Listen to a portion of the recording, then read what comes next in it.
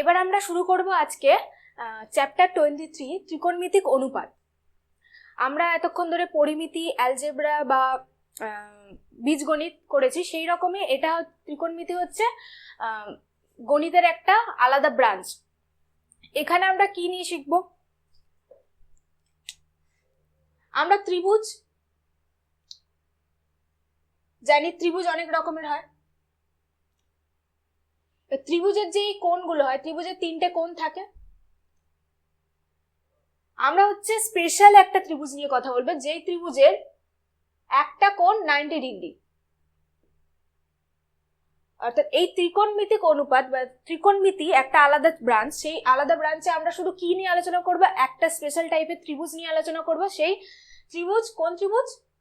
যার একটা কোণ 90 ডিগ্রি। অর্থাৎ আমরা কি বলি এটাকে? সমকোণী ত্রিভুজ। তাহলে এখানে আমরা কি নিয়ে আলোচনা করব?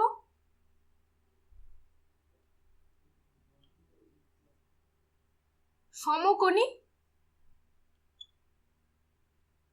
ত্রিভুজ নিয়ে আলোচনা করব। অর্থাৎ আমরা যদি এ বি সি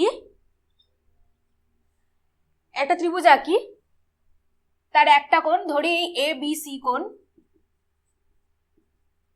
এই কোণটা 90 ডিগ্রি। আর 90 ডিগ্রি কোণ এটা যখন আঁকবো, আমরা সাধারণত কোণের অ্যাঙ্গেলে এইরকম ভাবে চিহ্ন দিই যে কোনো একটা কোণ।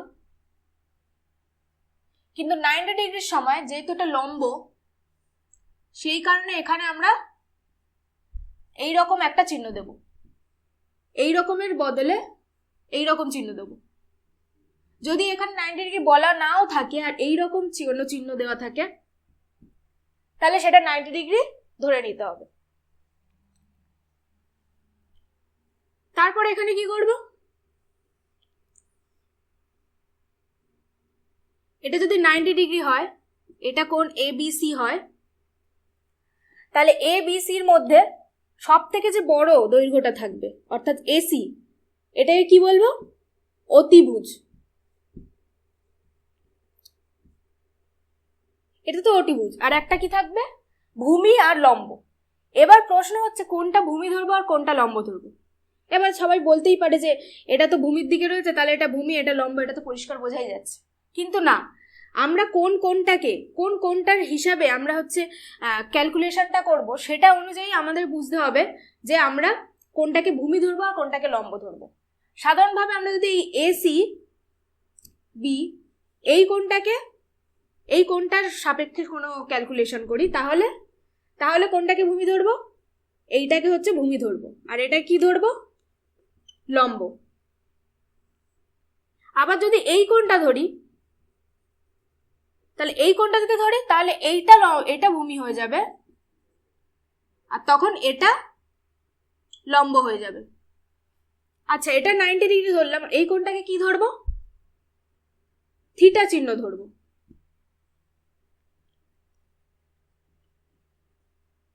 এটার উচ্চারণ কি হয়? থিটা।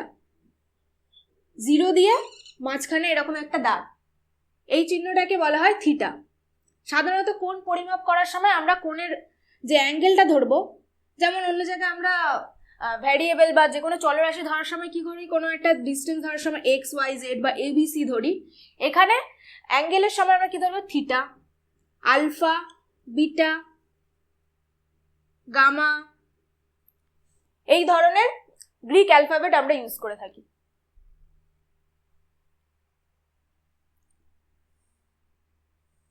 এবার আমরা চ্যাপ্টার হচ্ছে ত্রিকোণমিতিক অনুপাত, অর্থাৎ আমরা এখানে অনুপাত নির্ণয় করব। কিসের অনুপাত? এই যে ভূমি বা লম্ব, এটার সাথে এই যে কোণটা রয়েছে থিটা, যেটাকে আমরা থিটা ধরছি, সেটার একটা সম্পর্ক আছে। অর্থাৎ এই যে সমকোণী ত্রিভুজ পেলাম, সেই সমকোণী ত্রিভুজের বাহুর দৈর্ঘ্যের সাথে এই যে কোণ, এই কোণের সাথে একটা সম্পর্ক তৈরি করব। এবার সম্পর্কগুলো কিভাবে তৈরি করব? আমরা এখানে একটা এ বি সি সমকোণী ত্রিভুজ নিয়ে নিয়েছি।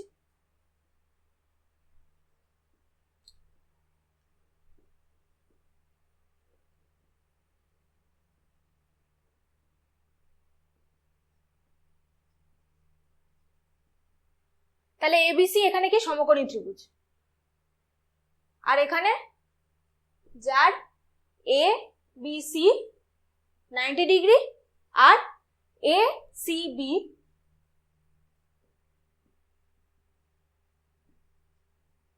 সে থিটা, তাহলে এ সি বি কে আমরা হচ্ছে থিটা ধরেছি। তাহলে এ সি বি যদি থিটা হয় তাহলে হচ্ছে ভূমি কোনটা হবে, বিসি, এটা হচ্ছে ভূমি বা ইংলিশে বেস, তাই এটাকে হচ্ছে বি নাম দিয়েছি।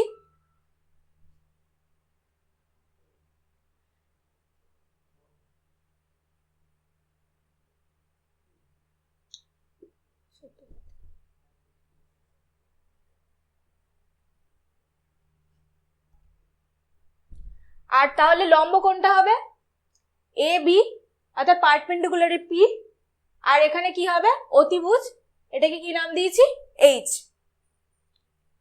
তাহলে এখানে যে দুটো দুটো করে যদি রেশিও নিয়ে নিই তাহলে হচ্ছে এখানে কতগুলো রেশিও পাবো, লম্ব বাই অতিভুজ, ভূমি বাই অতিভুজ,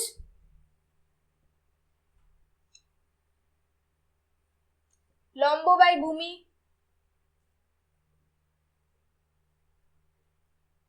পি বাই বি। এবার এগুলোকে উল্টো করলেও তার একটা রেশিও হতে পারে, H by P, H by B আর বি বাই পি।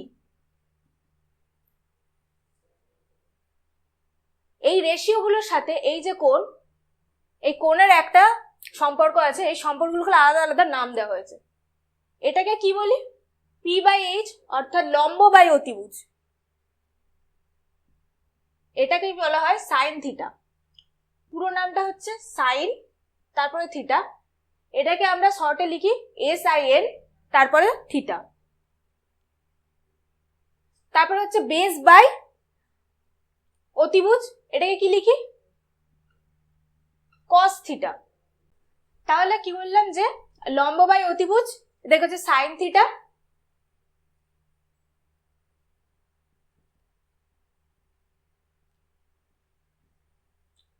কস থিটাকে কি বলবো কোসাইন থিটা, লম্ব বাই ভূমি এটা হলো ট্যান থিটা, অতিভুজ বাই লম্ব এটা কি বলবো কসেক থিটা, আর এটা হচ্ছে অতিভুজ বাই ভূমি এটাকে বলবো সেক থিটা, আর এটা কি ভূমি বাই লম্ব এটাকে বলবো কট থিটা। এবার এখানে আমরা এতক্ষণ ধরে এইখানে যে যতগুলো বাহু আছে সেই প্রত্যেকটা বাহুর রেশিও অনুযায়ী থিটার রেসপেক্টে কি হবে সেটা আমরা দেখলাম। এবার এখানে ভালো করে দেখলে বোঝা যাবে এই যে এটা আর এটা অর্থাৎ সাইন থিটা আর cosec theta, cos theta, sec theta, tan theta, cot theta, এগুলোর মধ্যেও একটা সম্পর্ক আছে। কারণ কি সম্পর্ক, এখানে যে পি বাই এইচ করেছিস ঠিক সেটাকে উল্টে দিয়ে আমরা কি পেলাম কোসেক থিটা। তাহলে কোসেক থিটাকে আমরা উল্টো ভাবে এরকম ভাবে কি লিখতে পারি 1 বাই সাইন থিটা লিখতে পারি। কারণ কি সাইন থিটা মানে পি বাই এইচ, তাহলে 1 বাই পি বাই এইচ করলে এইচ বাই পি হয়ে যাচ্ছে অর্থাৎ কোসেক থিটা হয়ে যাচ্ছে। তাহলে কোসেক থিটা আর সাইন থিটার মধ্যে একটা সম্পর্ক পেলাম। ঠিক একইভাবে সেক থিটাকেও উল্টে 1 বাই কস থিটা লেখা যেতে পারে, কারণ কস থিটা মানে কি B by H, B by এইচটাকে উল্টে দিলে কি হবে এইচ বাই বি, আর এইচ বাই বি মানে সেক থিটা। ঠিক একইভাবে কট থিটাকেও 1 বাই ট্যান থিটা আমরা লিখতে পারি, কারণ এখানে B by P cot theta, আর 1 বাই ট্যান থিটা মানে কি 1 বাই পি বাই বি অর্থাৎ কি B by P cot theta. তাহলে আমরা কি দেখলাম যে sine theta, cos theta, tan theta, cosec theta, sec theta, cot theta এই 6 রকমের সম্পর্ক আছে এই বাহুর সাথে এই থিটার মধ্যে। সাইন, কস, ট্যান, কসেক, সেক, কট এগুলো তো জানলাম, কিন্তু এগুলো কি, এগুলো দিয়ে আমরা করব কি?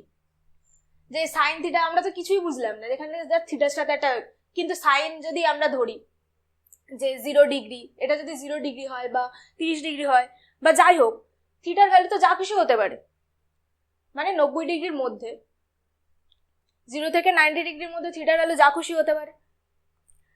তাহলে যা খুশি ভ্যালুর জন্য কি আমরা এগুলো নিতে পারবো? তার জন্য আমাদেরকে একটা চার্ট আছে, যে চার্টে sine theta, cos theta, tan theta, cosec theta, sec theta আর কট থিটা ভ্যালু দেওয়া আছে। তার মধ্যে আমরা এই ক্লাসে কি কি শিখব? 0 ডিগ্রি, 30 ডিগ্রি, 45 ডিগ্রি, 60 ডিগ্রি আর 90 ডিগ্রি। থিটার ভ্যালু তো 0 থেকে 90 এর মধ্যে যা খুশি হতে পারে, তার বেশিও হতে পারে। তাহলে হচ্ছে আমরা এখানে শুধুমাত্র এই কোণের ভ্যালুগুলো কেন নিচ্ছি? আমাদের এই ক্লাসে যেহেতু আমরা প্রথমে একদম ত্রিকোণমিতি শিখছি, তাহলে আমাদেরকে যে কোণগুলো আমরা সাধারণত আঁকতে পারি, যেগুলো খুব সহজেই আঁকতে পারি, আমরা হচ্ছে 90 ডিগ্রির কোণ আঁকতে পারি। সেটাকে অর্ধেক করলে কি হয়? 45 ডিগ্রি, এটাকেও আমরা আঁকতে পারি। তারপরে এটাকে থেকে আমরা 60 ডিগ্রির কোণ আঁকতে পারি। 0 ডিগ্রি তো 0 ডিগ্রি আঁকাই যায়। 30 ডিগ্রি ও 60 ডিগ্রি কি হচ্ছে সমদ্বিখণ্ডক করলে 30 ডিগ্রি আঁকা যায়। তাহলে যে ধরনের কোণগুলো আমরা সহজেই পেয়ে যাব, সেই ধরনের ভ্যালুগুলো আমাদেরকে জানতে হবে। তাহলে এবার চার্টটা দেখি। তাহলে এবার আমরা sine theta, cos theta, tan theta, cosec theta, sec theta, cot থিটার 0 ডিগ্রি, মানে থিটার ভ্যালু যখন 0 ডিগ্রি হবে, 30 ডিগ্রি হবে, 45 ডিগ্রি হবে, 60 ডিগ্রি হবে আর 90 ডিগ্রি হবে, তখন কি ভ্যালু হবে সেটা আমরা দেখব।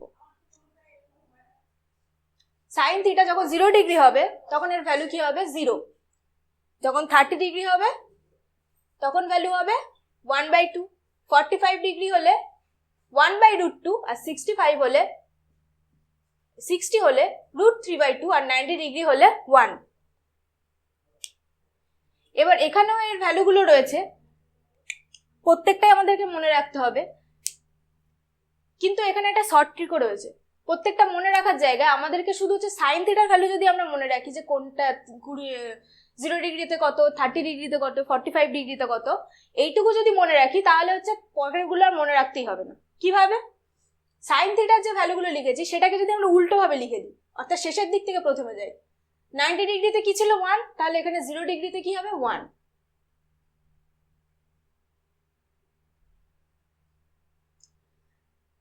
ডিগ্রি কত ছিল? √3/2, তাহলে এখানে কত হবে? 30 ডিগ্রিতে হবে √3/2। 45 ডিগ্রি, এখানে 45 ডিগ্রিতে সেমই হবে। 30 ডিগ্রিতে কত হবে? এখানে 60 ডিগ্রির জায়গায় 30 ডিগ্রিতে যত ছিল অর্থাৎ হাফ, সেটা বসবে। আর 90 ডিগ্রিতে কি হবে? 0 ছিল, 0 বসবে। শুধু সাইন থিটাতে যে ভ্যালুগুলো বসিয়েছি সেটাকে উল্টে দিলে কস থিটার ভ্যালু হয়ে যাবে। এটাকে মনে রাখতে হবে না। ট্যান থিটার ভ্যালু কিভাবে মনে রাখবো? এখানে ভালো করে দেখো, ট্যান থিটার ভ্যালু কি ছিল? p/b।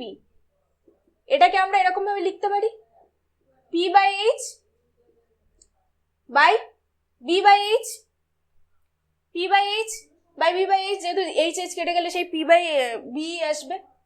তাহলে এইখানে p/h এর ভ্যালু কত ছিল? Sign theta. আর b/h এর ভ্যালু কত ছিল? Cos theta. অর্থাৎ কি ট্যান থিটার ভ্যালু কি পেলাম? Sine theta by cos theta. তাহলে ট্যান থিটার কি ভ্যালু পেলাম? একটা sine theta by cos theta করলে ট্যান থিটা ভ্যালু আসবে।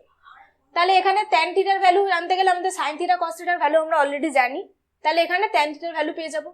ট্যান 0 ডিগ্রিতে কি হবে? 0/1 অর্থাৎ 0। 1/2 বাই √3/2, এটাকে কি করলে কি হবে? 1/√3। এটা বাই এটা করলে কি হবে?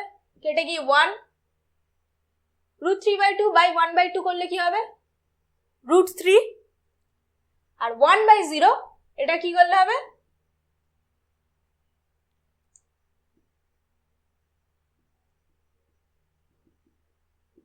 আনডিফাইন্ড বা অসংজ্ঞাত। অনেক জায়গায় এই জায়গায় ইনফিনিটিও লেখা থাকতে পারে। তারপর এবার কি হবে কসেক থিটা।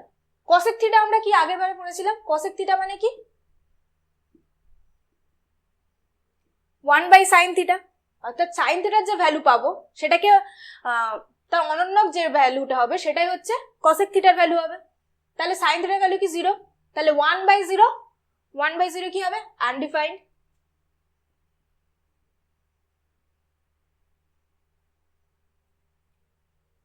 ওয়ান বাই 1/2, 2, 1/1/√2, √2, √3, 1/√3/2, 2/√3, 1/1 মানে 1। Sec theta, sec theta cos theta ভ্যালুকে উল্টে দিলেও হবে, বা এটাকে আবার যেমন সাইন থিটা থেকে কস থিটার ভ্যালু পেয়েছিলাম সেরকম ভাবে সেক থিটা থেকে কসেক থিটা থেকেও সেক থিটার ভ্যালু পাবো কি উল্টে দিলেই। তাহলে আমরা উল্টে দিই 2/√3, √2, 2, আর এটা কি হবে আনডিফাইন্ড। তাহলে এখানে কি পেলাম, এটাকে আবার 1/cos থিটা করলেও পাওয়া যেত, একবার মিলিয়ে দেখে নি। তাহলে 1/1 1, 1/√3/2, 2/√3, 1/1/√2, √2, 1/1/2, 2, আর 1/0 আনডিফাইন্ড। এবার cot theta, cot theta tan থিটার যে ভ্যালু পেয়েছি সেটাকে উল্টে দিলে cot থিটার ভ্যালু পেয়ে যাব।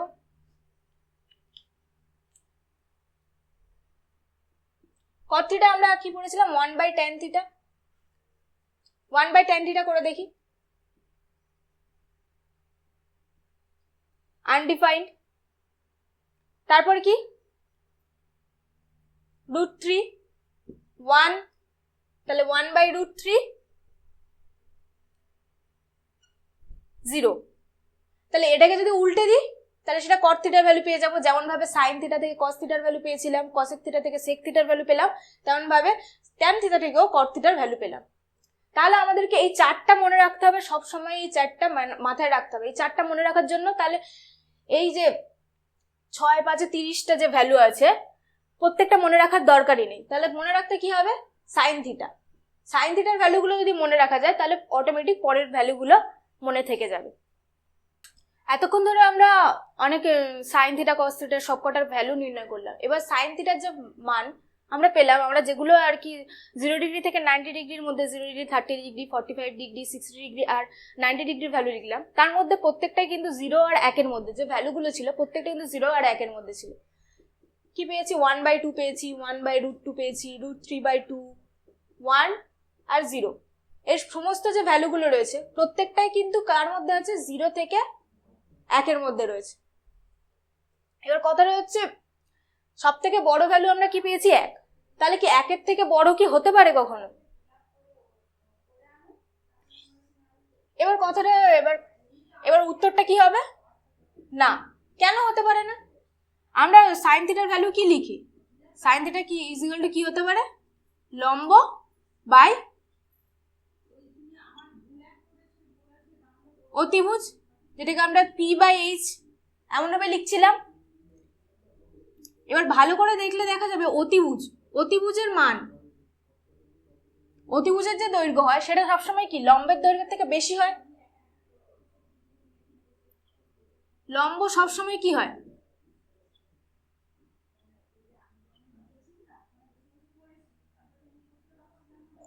অতিভুজের থেকে ছোট হয়।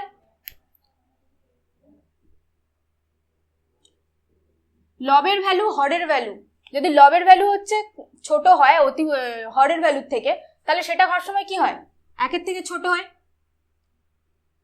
যেমন 1/2, 1/3, এখানে কি হরের ভ্যালুটা বড় লবের ভ্যালুর থেকে, তাহলে এর ভ্যালু সবসময় কি 1 এর থেকে ছোট হয়। তো এখান থেকেও লিখতে পারি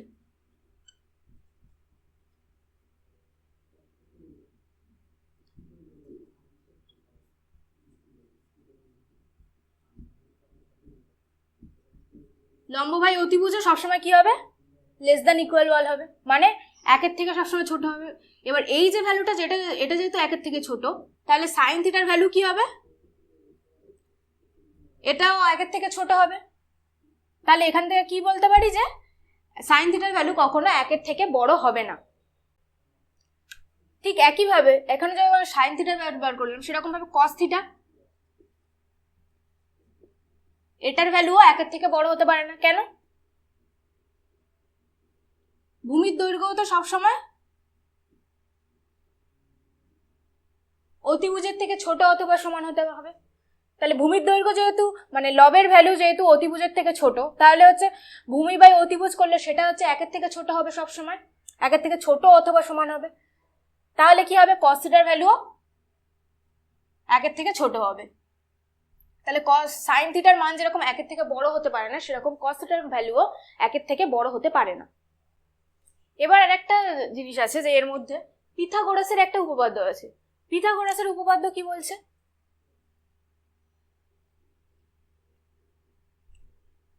যে লম্ব স্কয়ার করলে আর ভূমি স্কয়ার করলে এটা হচ্ছে অতিভুজের স্কয়ারের সমান হয়। অর্থাৎ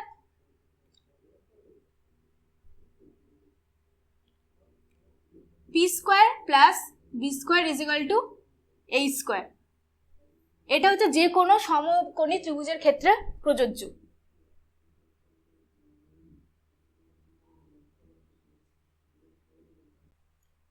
এটার একটা এক্সাম্পল দেওয়া যাক। এটা থিটা ধরে নি, এটা 90 ডিগ্রি, এবিসি, এবির ভ্যালু হচ্ছে 3 আর বিসির ভ্যালু হচ্ছে 4। তাহলে এসির ভ্যালু কি হবে? এখানে যেহেতু জানি লম্ব স্কয়ার প্লাস ভূমি স্কয়ার ইজ ইকুয়াল টু অতিভুজ স্কয়ার, তাহলে এখানে এসিটা কি? অতিভুজ। তাহলে AC square is equal to AB square plus BC square হবে। তাহলে এখান থেকে AC square is equal to এবির ভ্যালু কি আছে? 3 স্কয়ার প্লাস 4 স্কয়ার, অর্থাৎ AC square is equal to কি পেলাম? 25 পাবো। তাহলে এসির ভ্যালু কি হবে? 5 হবে। যেহেতু 25 কে রুট করে দিলে √25 মানে 5, আর নেগেটিভ ভ্যালুটা আমরা নেব না, যেহেতু এটা একটা ডিস্টেন্স বা একটা দৈর্ঘ্য নিচ্ছি, দৈর্ঘ্য সবসময় কি হয়? পজিটিভ হয়। এবার প্রয়োগ একে কি বলেছে যে আলফা আর বিটা দুটি সূক্ষ্মকোণ, আলফা বিটা দুটি সূক্ষ্মকোণ, আর sine alpha is equal to cos alpha, মানে সাইন আলফার মান আর সাইন বিটার মান সমান। তাহলে কি প্রমাণ করতে হবে? যে আলফা আর বিটাও তাহলে সমান হবে। তাহলে আমরা এখানে দুটো সমকোণী ত্রিভুজ আঁকি।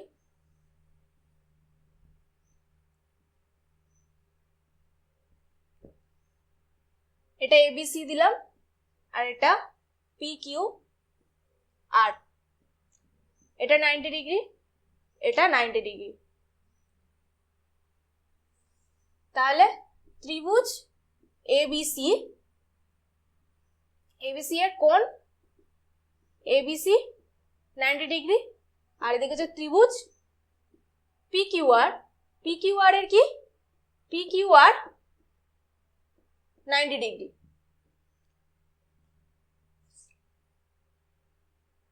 এটাকে আলফা দিলাম আর এটাকে বিটা নাম দিলাম। তাহলে আলফা, এখানে আলফা কোনটা? এ সি বি, এটার ভ্যালু আলফা, আর এখানে পি আর কিউ, এটার ভ্যালু বিটা। এবার কি বলেছে? Sine alpha is equal to sine beta. তাহলে এখানে লিখি, প্রদত্ত কি দেওয়া? প্রদত্ত হচ্ছে sine alpha is equal to sine beta. আমরা সাইন আলফা মানে কি জানি? লম্ব বাই অতিভুজ। এটা যেহেতু আলফা, তাহলে লম্ব বাই অতিভুজ কি হবে? A B by A C. Sine beta কি হবে? এখানে বিটা আছে, তাহলে সাইন বিটা কি হবে? P Q by P R.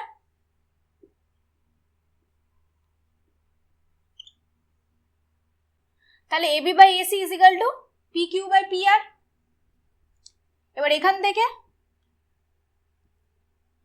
AB by P Q is equal to AC by P R, এমন লিখতে পারি। জাস্ট এটাকে এখানে নিয়ে গেলাম আর এই জিনিসটাকে এখানে নিয়ে আসলাম। এবার এটাকে ইজিক্যাল টু কে ধরে নিই। কে হচ্ছে যে কোনো একটা ধ্রুবক,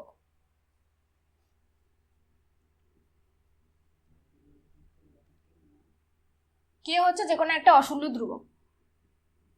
তাহলে এখান থেকে কি লিখতে পারি, A B is equal to K P Q, আর এখানে হচ্ছে AC is equal to K into P R. তাহলে এখান থেকে আমরা দুটো জিনিস পেলাম।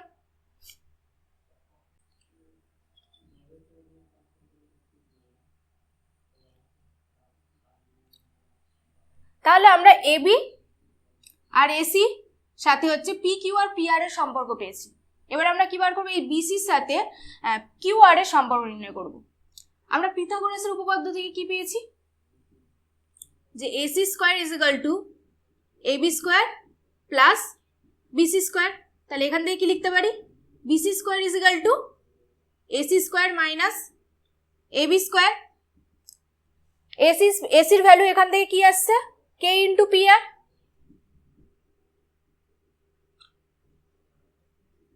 আর এবির ভ্যালু কি আসছে, কে into P Q.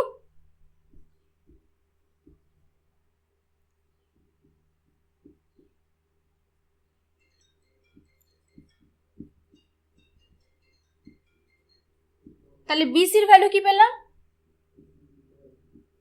Root over K square into P R square minus P Q square. তাহলে BC is equal to K into root over P R square minus P Q square.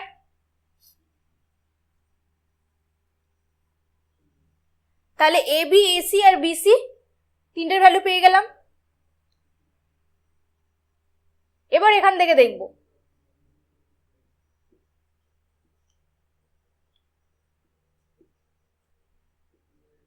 A B by P Q,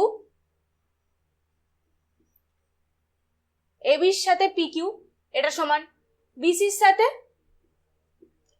Q R আর এসির সাথে P R, এই তিনটে ratio কি সমান আসছে।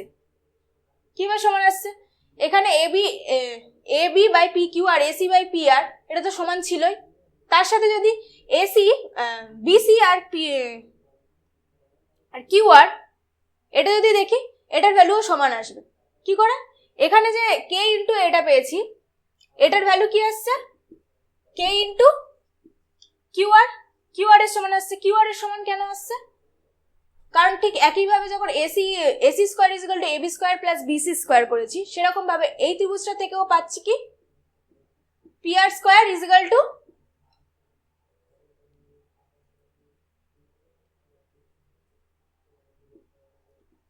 P Q square plus Q R square. তাহলে এখান থেকে কি পাবো, Q R is equal to কি পাবো, রুট ওভার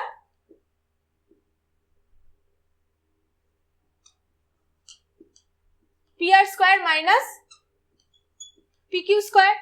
আর এখানে কি পেয়েছিলাম, BC is equal to K into root over P R square minus P Q square. তাহলে এটা ইজ ইকুয়াল টু কি পেলাম, কিউ আর, কে ইন্টু কিউ আর। তাহলে বিসি বাই কিউ আর এটা ইজ ইকুয়াল টু কে আসছে। তাহলে A B by P Q R AC by P R BC by Q R প্রত্যেকটা কি আসছে, ইকুয়াল টু কে। তাহলে এখান থেকে লিখতেই পারি যে A B by P Q, BC by Q R AC by P R দুটো সবকটা সমান, এটা রেশিও সবসময় সমান। তাহলে এইগুলোর রেশিও যদি সমান হয় তাহলে এখান থেকে কি লিখতে পারি, কোণ এসিবি ইজ ইকুয়াল টু কোণ পি আর কিউ। আর এসিবি আর পি আর কিউ আমরা কি ধরেছিলাম, এসিবি ধরেছিলাম আলফা আর পি আর কিউ ধরেছিলাম আলফা। তাহলে এখান থেকে আমরা কি লিখতে পাচ্ছি, alpha is equal to beta. আমাদের কি প্রমাণ করতে বলেছিল, alpha is equal to beta.